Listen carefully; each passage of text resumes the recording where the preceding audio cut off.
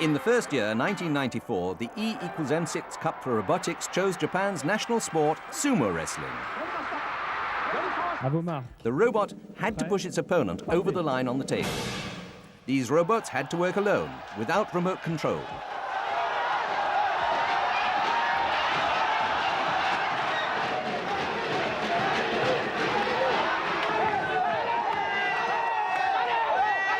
And the winner in this contest was Paris 8 University versus the famous French School of Engineering, the Centrale de Paris. The following year, in 1995, the robots had to burst a balloon in their adversary's camp. The balloon was guarded behind a sheet of plexiglass. Partez. Looking at this contestant, it seems quite easy. But for many of the teams, this simple game proved to be a real headache.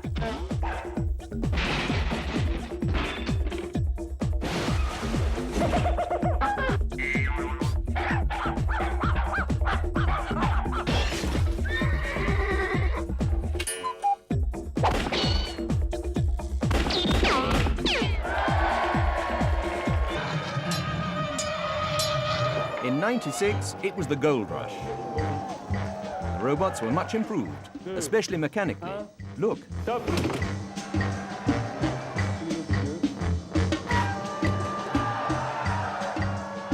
And also in strategy and programming.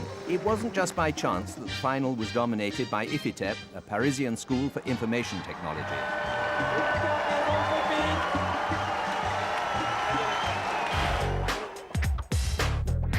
'97 celebrated sport. The robots played basketball. This called for strategy and dexterity combined. It obviously doesn't always work, and some players on the field seem to lose the plot rather.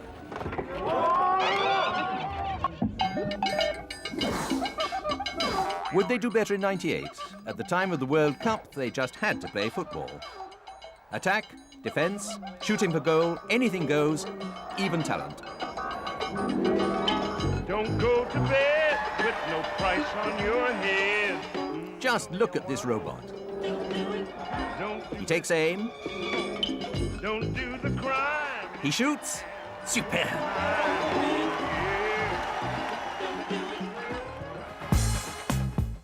'98 was the year of the Football Cup and also a year for expansion. For the first time, the Robotic Cup went European. British, Swiss, Danes, Dutch, Italians, they were all putting their energy into making high-performance robots. Lausanne versus Catania. Look at the very original decoration on this Swiss robot.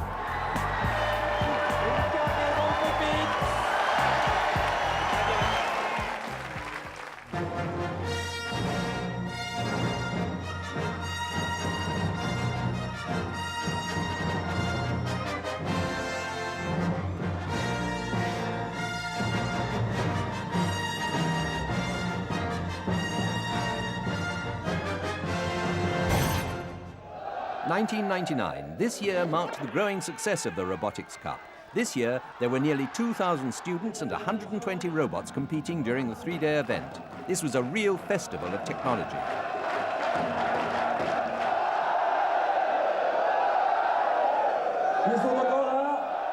This time, the robots had to attack a castle. They had to knock down the towers. This one tries direct fire. This one uses a battering ram. This one sends its clever little troops moving fast and effectively.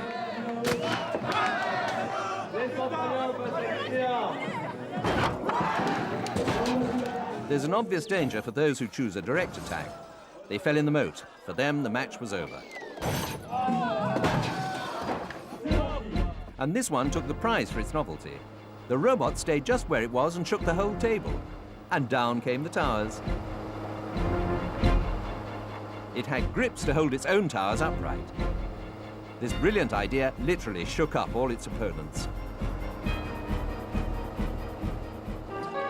In '99, there was a great deal of spying between teams. Video cameras were everywhere and the pictures were dissected to try to analyze the opponent's strategies.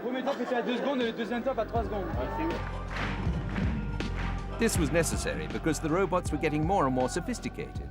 The The makeshift approach had given way to the professional. Every year, the challenge to the teams was just that much harder. This year, the Cup is also on the internet, robotic.com, for all information about all the schools competing in the Cup.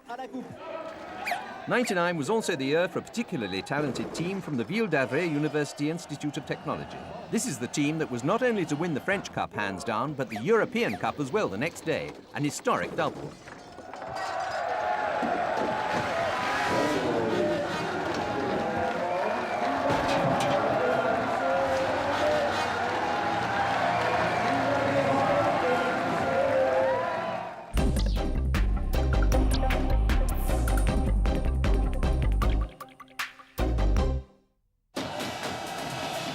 Cup 2000, yet more intense atmosphere and more participants, this year with the spectacular theme, the funfair.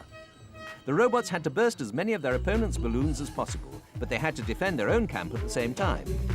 The result was a plethora of little satellite robots. These small modules were also completely autonomous and, as always, very formidable.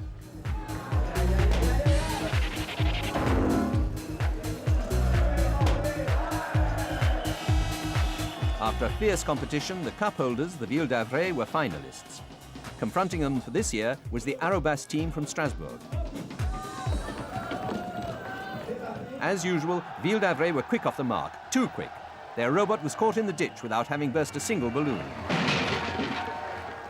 Their defense was more effective and stopped a threat from the little module from Strasbourg, but not for long. The little module takes aim at another balloon. 1-0 to Strasbourg. This is a bitter disappointment for Ville d'Avray. The robot shows no signs of life and seems totally blocked. The seconds are ticking away and the Ville d'Avray team sees the cup disappear from its grasp.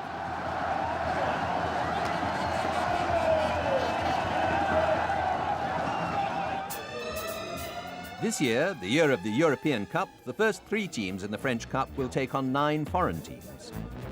Backstage, everything is buzzing. There's even an American team.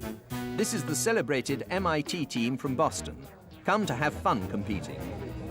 We like to build interesting robots. We like to have fun designing things, and it's nice to meet people from different countries and learn about engineering in different places.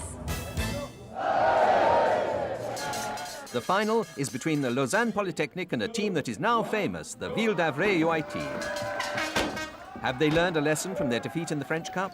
Ville d'Avray rapidly burst 2 balloons, but the Swiss are not beaten so easily and burst 2 in their turn, 2-all. The match is close, but Ville d'Avray have regained confidence and attack on the diagonal. 3-2 for the winners. The moral is never accept defeat, so if you're feeling adventurous, come and join us. Monday, happy days. Tuesday, Wednesday, happy days. Thursday, Friday, happy days. Saturday, what a day. Rockin' all week with you. This day is ours. Won't you be mine? This day is ours. Please be mine. Hello, sunshine, goodbye, rain. She's wearing my school ring on her chain. She's my steady